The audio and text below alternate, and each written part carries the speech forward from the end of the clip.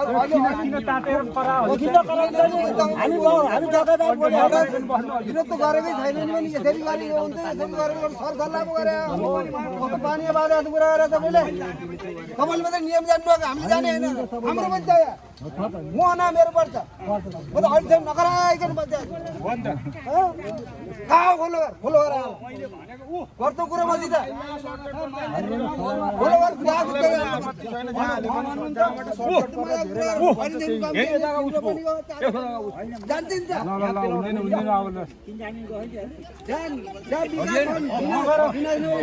राम्रो जग्गा त गाडी हाल्दिन्छ तपाईँले गर्दा नदिने होला मैले के गरेँ भन्नु मैले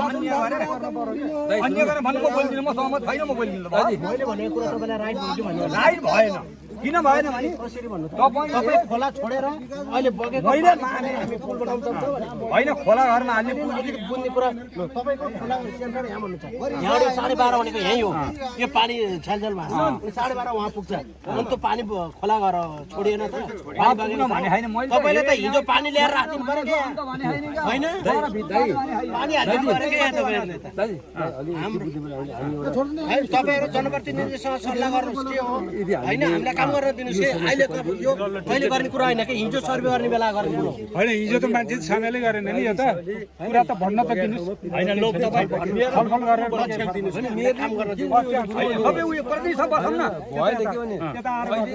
प्राविधिक हिसाबले हामीले पानी बगेर म सहमत छैन जनप्रतिनिधि गराउँदै गर्नुहोस् हैन बनाउन नदिँदैन होला अतो भइहाल्यो ल